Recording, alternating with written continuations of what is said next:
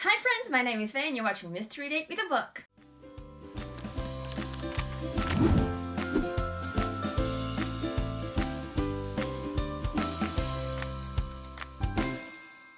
Today we're gonna do something completely different. I've never done this before. I don't think I've ever seen anybody do this before, but I had an idea and we're gonna go with it. Okay, so I'm in a little bit of a reading slump. Let's just put that out there. And so I have only read 5 books in the month of July.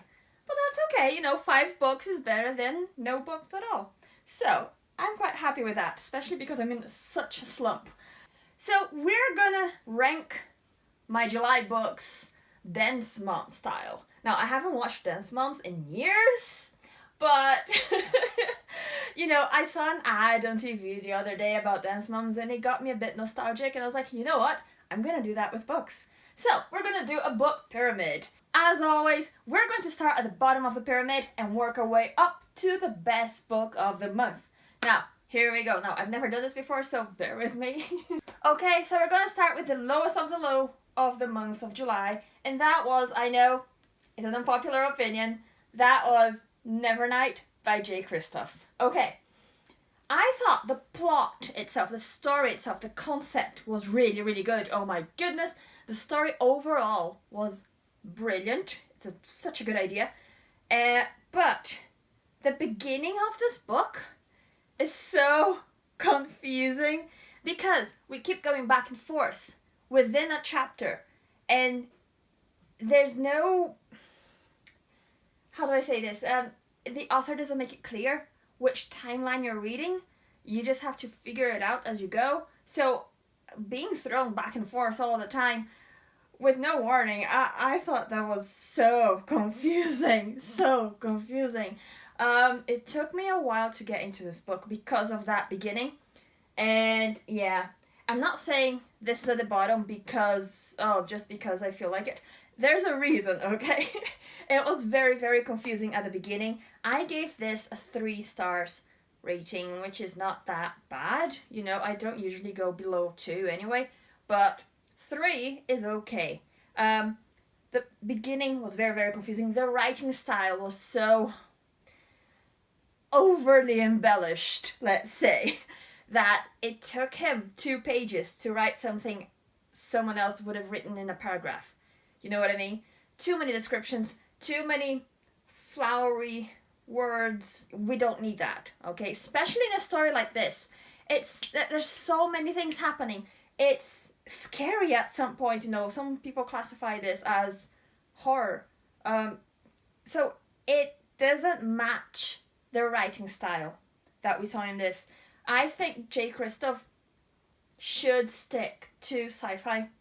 His Illuminate Files series was amazing. His Burning Aurora Rising series is amazing. I'm listening to the 2nd book right now and I'm loving it. So for him to change his writing style so much in this book, in this series, because it's actually a trilogy, I was disappointed. I did not like it. I don't feel like that's his forte, it's not his strength to write in a flourish Shakespearean way. That's not what I'm here for. So anyway, that's why I gave it 3 stars. Also, very graphic sex scenes, which I did not expect. Like, it's okay, it's an adult book, I get it, but I did not expect it because the characters are like 16-year-olds. So you don't expect their sex scenes to be so explicit, like very, very explicit. No, see, if you've been here for a while, I have a hard time with graphic scenes like that, with explicit scenes. I don't know if it's because I'm a primary school teacher. I want children to be children. If you're 16, you're still a child, okay, in my eyes. But no, I did not like it. I didn't like it. He could have just faded to black and we know what happens. Because those scenes, they didn't add anything to the story. The little details that happen while they're at it, they didn't add to the story. It felt like it was just a shock factor, or for people who like Sarah J. Maas books, that would appeal to them. I don't know what it was. I don't know why he included those scenes in there. It didn't really match the rest of the book. I don't know.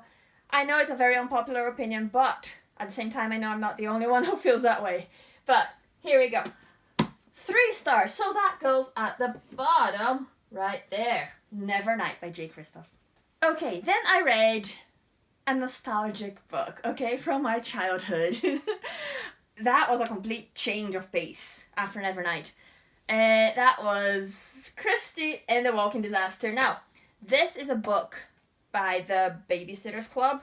If you don't know, there's a new adaptation on Netflix, and it's so brilliant. I love the adaptation. So I thought, you know what? I'm gonna read the books, because I've never actually read the books. There was a film back then, back when I was a child, a long time ago. And I watched that film over and over and over again. I loved it.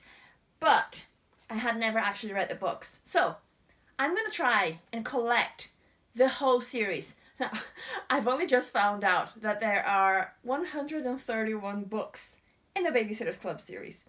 So it's gonna be a while before I collect them all. I'm gonna be like a Pokemon master, collecting all the Pokemons everywhere I go. I'm gonna be looking for these books in charity shops and eBay and everywhere. So yeah, so far I have 5 of these books, so we have a long way to go yet.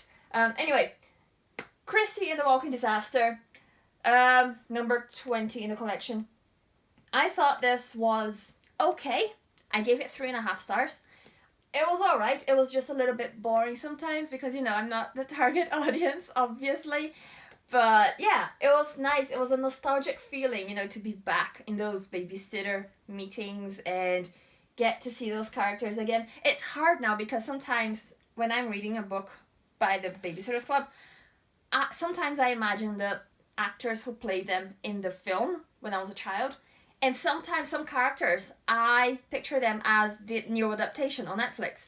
So I have 2 casts of characters who kind of combine, and it's freaky, it's weird, but that's what's happening. Okay, so Christy and the Walking Disaster, that got 3.5 stars. I'm gonna put that at the bottom here. Our bottom tier, stay. Okay, so far we have the bottom tier. Okay, after that, I read Princess in Practice. Okay, now, I keep saying after that, but I didn't read these books in this order, okay? I'm just talking about them in this order. Princess in Practice by Connie Glynn. This is the second book in the, what do you call it? What's the name of the series, the actual series? Princess, I think it's Undercover Princess. Yeah, the first book is here, Undercover Princess, and oh my goodness, it's middle grade or very young YA. One of the two, I'm not quite sure yet. The characters are about 14, 15 now, and I really, really like it. There's mystery, there's action, there's intrigue, royalty, murder, kidnappings. It's just so, so good. And yeah, I highly recommend it. I know it looks very fluffy and childish, but oh my goodness, it was so good. It gripped me. Even in a reading slump, I read this book in 2 or 3 days, which is massive when you're in a reading slump. So yeah, Princess in Practice, that one got 4 stars. So it's coming up here. Dude, you're gonna have to move. Sorry. I didn't read you this move. Okay, Princess in Practice. Now, I listened to an audiobook, which was Becoming by Michelle Obama. That one, I gave it 4 or 4.5. I think it was 4 stars. Now, I'm not into American politics. I don't know much about American politics. But that woman is so inspirational. She is so intelligent. She's so caring. She's so amazing. So, even if you don't know anything about American politics, like I don't, I'm not ashamed to say it. I don't live in America, so don't know. Yeah. If you want to read a nonfiction book, I'm going to put it up here because I don't have a physical copy. I highly recommend you read that one. It follows Michelle Obama from the time she was a little child all the way to the almost present, because this book is about 2-3 years old now, so, you know, almost present. So yeah, we follow her through all her life. We see how she met Obama. We see her having her children, them getting into the office, into the White House, and it's just brilliant. It's a great insight into her life. It was really, really good. Okay, then 5 stars at the top of our pyramid. We have a thriller. Ha! I bet you didn't see that coming, did you?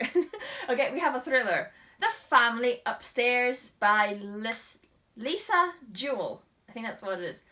I listened to that as an audiobook, so I don't have a physical copy. I'm going to put it up there for you. And it was so good. Okay, some parts were a little bit slow, I'll give you that. But the story overall was brilliant. There was a lot of mystery and intrigue. I was intrigued throughout the whole book, throughout the whole experience of listening to it. I was like, who are these people? What's happening? What happened to that person or that person or that person? It's amazing. It's told in 2 different timelines. But, oh my goodness, they both feel very real. The writing style is so good that it makes you care about the characters. And you want to know what happens and you want them all to be okay. And it's just amazing, amazing. There are a lot of characters and you do get different points of view. So sometimes it gets a bit confusing, but it's so worth it. So worth it. I need a physical copy of that book to keep on my shelves now so I can reread it.